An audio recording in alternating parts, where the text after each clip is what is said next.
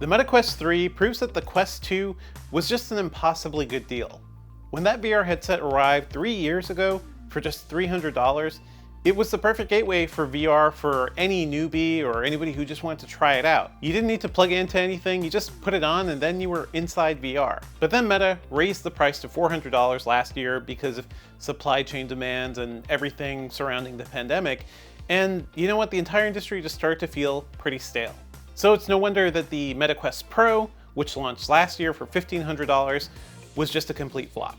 Few people wanted VR, and certainly nobody wanted to pay that high price. The Meta Quest 3 won't bring over as many newbies as the Quest 2 did, but it's still a pretty solid step forward for Meta. It has all the upgrades you expect, and it also has 2 full-color mixed reality cameras, and that lets you see a view of the real world alongside virtual apps, and that's pretty much a game changer for this thing.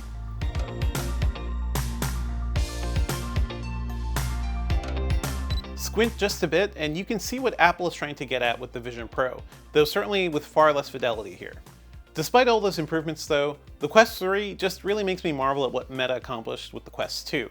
That thing is still around, it's back down to $299. I think it should probably be cheaper now, and it's still the best entry point for newcomers to VR. The Quest 3, on the other hand, is the step up. It's this thing you'll move to after you spend some time with the Quest 2 or another headset and you want something better. Here's what makes the Quest 3 so special. It's significantly thinner and lighter than the Quest 2, thanks to a new set of pancake lenses, pretty much taken over from the Vision Pro. Those also help to produce a sharper image from the new displays, which deliver 2064 by 2208 pixels per eye. That's even better than the PlayStation VR 2, which wowed us earlier this year.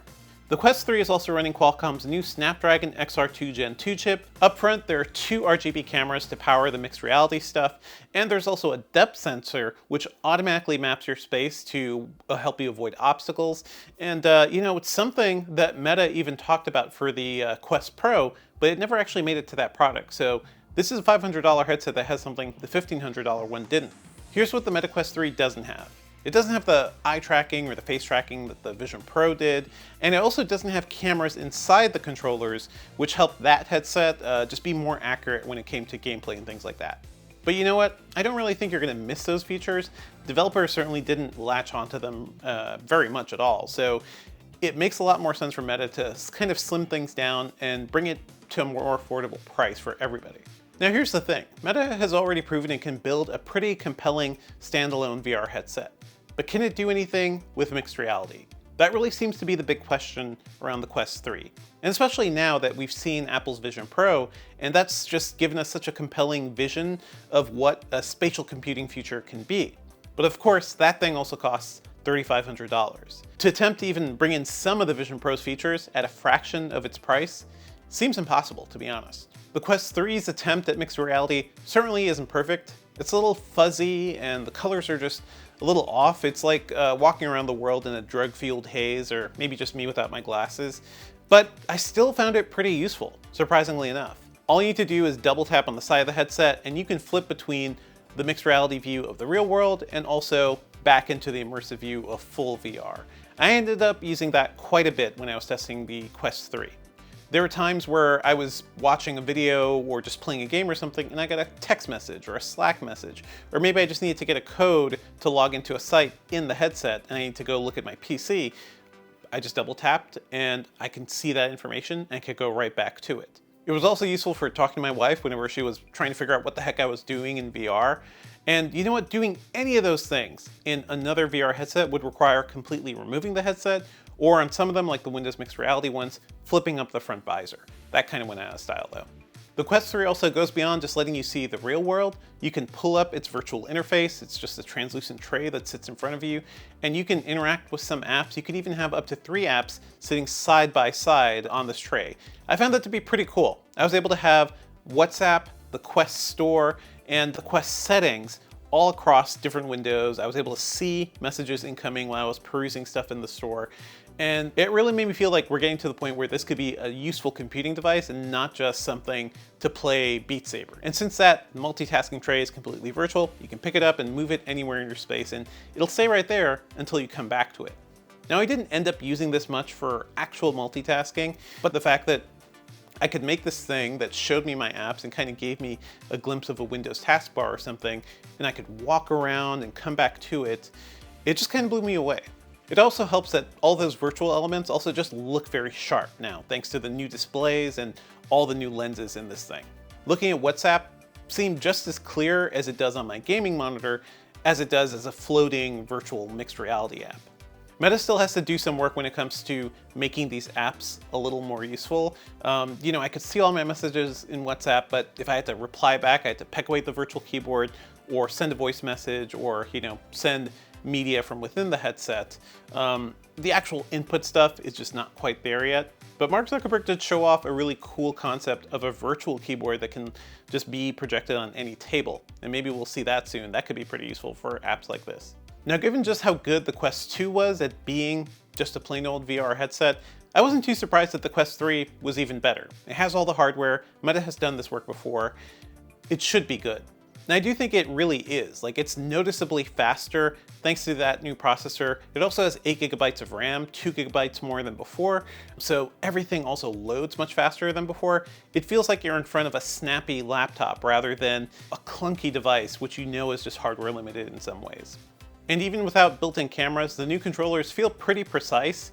It's nice not to have the old rings around them from the Quest 2. It just makes them feel a little more nimble, a little more comfortable. And they're pretty accurate when it came to games that were very high-paced, like Samba de Amigo, which is coming soon from Sega, or Beat Saber, or the usuals. It played all the games just fine and made me look completely silly, like VR always does.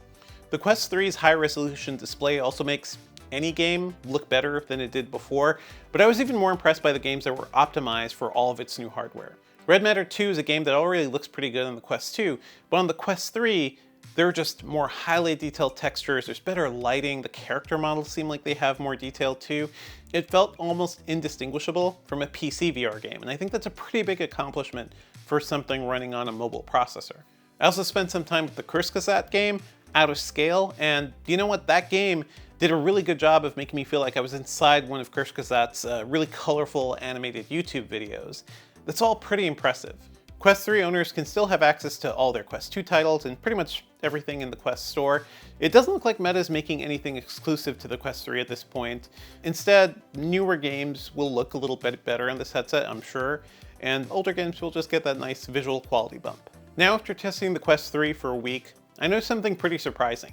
It's the first virtual reality headset that doesn't make me feel trapped in VR. And I think that's a pretty big point. I just felt more comfortable spending a lot of time on Netflix, watching a movie or a 360-degree video on YouTube. It feels easier to devote myself to that because I know I can just see the real world with a tap away. And thanks to the Quest 3's lighter frame and better ergonomics overall, it also has more room from glasses. You can kind of tweak something to make some extra room in the headset. It just made it easier for me to play games for far longer too. So comfort is a real big key here, both psychologically and physically. I only wish the Quest 3's battery lasted longer. It's still about 2 to 3 hours, depending on what you're doing, which is the same as the Quest 2.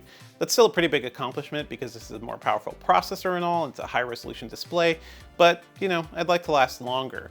At the very least, you can charge the headset while you're also playing and doing stuff, so you'll just be limited to the cable length there.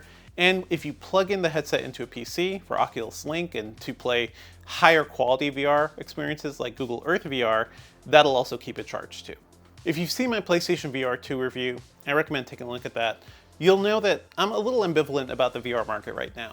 The headsets are getting better, but the games and the overall market are just starting to feel kind of stagnant. At the very least, I think the Quest 3 is a better option at $499 for newcomers than something like the PlayStation VR 2.